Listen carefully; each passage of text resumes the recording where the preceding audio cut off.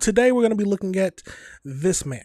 This man, mass murderer Bryan Kohberger or something like that. But he is serving 4 consecutive life sentences for killing these 4 University of Idaho students at the dead of night on November 2022 at 4 a.m. And he is saying that he's trying to reverse his plea deal because he was basically coerced. Talk about a stunning about face in the Idaho College murders case. Bryan Kohberger, who pleaded guilty to killing 4 students and is serving 4 life sentences, say he was tricked into confessing. He now wants to take back his plea and have his day in court. Last year, Kohberger admitted to killing University of Idaho students Madison Mogen, Kaylee Gonzalez, Xana Kernodle, and Ethan Chapin at an off-campus house in 2022. On Monday, Kohberger filed a handwritten petition for post-conviction relief. He says his lawyers convinced him to confess to a crime he didn't commit. Kaylee Gonzalez's father just told our Jesse Weber exclusively he's not surprised by this filing. Because he's an egomaniac psychopath. He's always wanted to control the room. He's always wanted to dominate the people around him. I mean, this guy's creative, and he's got a master's degree and he's working on a PhD. So he's not a moron, even though he writes like an idiot. Joining me now to break this all down, I've got criminal defense attorney and former prosecutor David Gelman. David, you and I have been chatting about this all morning long. I'm just curious, in your experience, both prosecuting and defending, how often does somebody convicted and sentenced actually get a plea reopened? I've never seen it happen, honestly, Marky. It's honest. It's very difficult, damn near impossible to have happen. Judges, when they take a guilty plea, they make sure that the defendant knows exactly what they're doing. So they make sure that they're not under the influence of any drugs, alcohol, medication that could enforce it or that could affect their mind at all. They make sure that nobody's forcing them, coercing them, threatening them to take the actual plea. They do plea papers to make sure that they know exactly what they're doing. And then they have to do a plea colloquy. So they have to actually confess to what they actually did.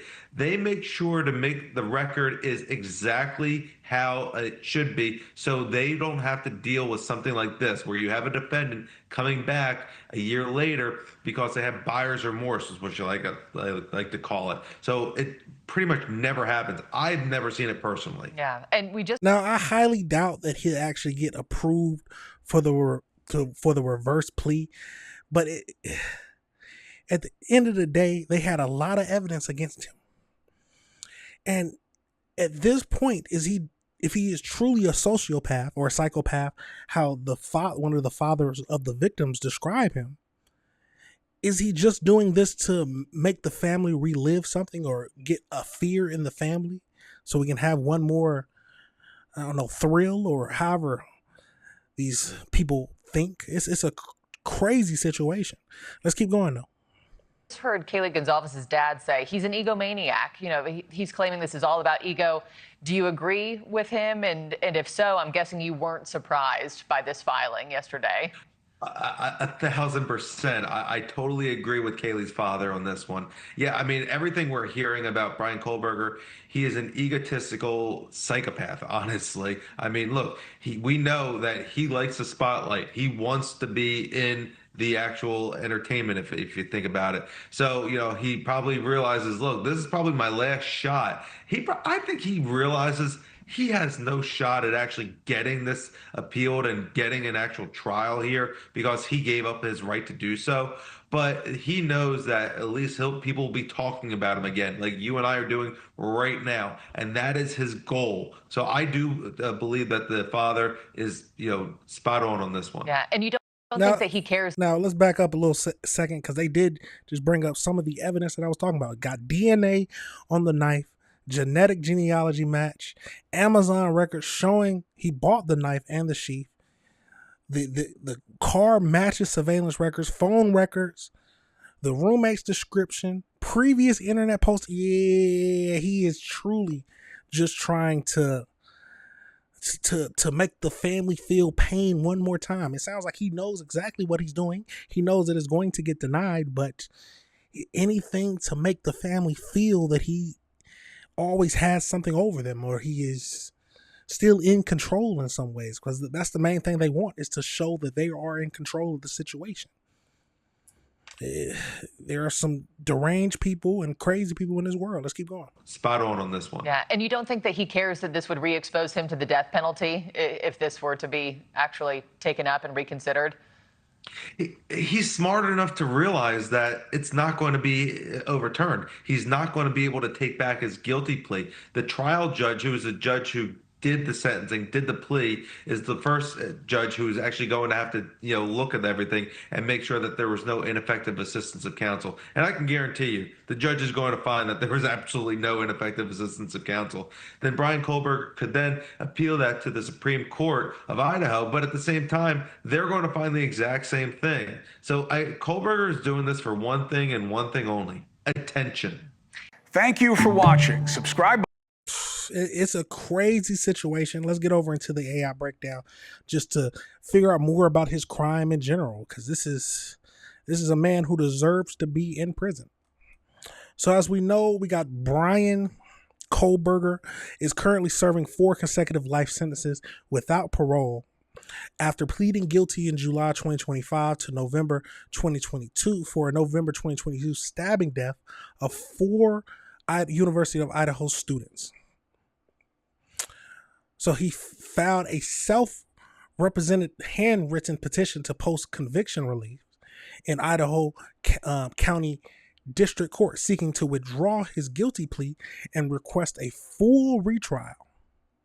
He claims that he was convinced to falsely confess due to the coercion, false promises, disinformation, and threats from his legal counsel. He specifically alleges his lawyer gave him elaborate lies regarding what prison and death row life would look like, and failed to review exculpatory evidence, such as the clump of unknown hair found in the victim's hands. Ooh, that is. I wonder who that's a big thing to miss. But the Attorney General stated that his office stands ready to ensure justice is fully carried out. In response to the filing, the family released a statement comparing him to a mosquito you just can't seem to swat. Noting that he accepted a plea deal strictly to spare his life from the death penalty, and now he wants to roll the dice again. So legal experts note that reversing a post-sentencing guilty plea carries a very high legal threshold, requiring the defense to prove manifest injustice, especially since he admitted his guilt under oath during his 2025 sentencing. So a little bit more background on the actual crime is that in November 13, 2022, between 4:04 and 4:20 a.m. at the 3-story off-campus home, he ended up killing 4 University of Idaho students by fatally stabbing them multiple times in their bed with a large military-style fixed blade, a K-bar. So on the 3rd floor, we had Morgan, 21, and Kaylee, 21, were found dead together in Morgan's bed. And then we got the 2nd floor where Zani, I don't know how to say her name, I'm sorry, and her boyfriend, Ethan, were killed in the bedroom. The most critical piece of physical evidence was a tan leather K-bar knife sheath left on the 3rd floor bed next to the body. Investigators recovered a single source of male DNA from the sheath button snap, which later provided a match to him.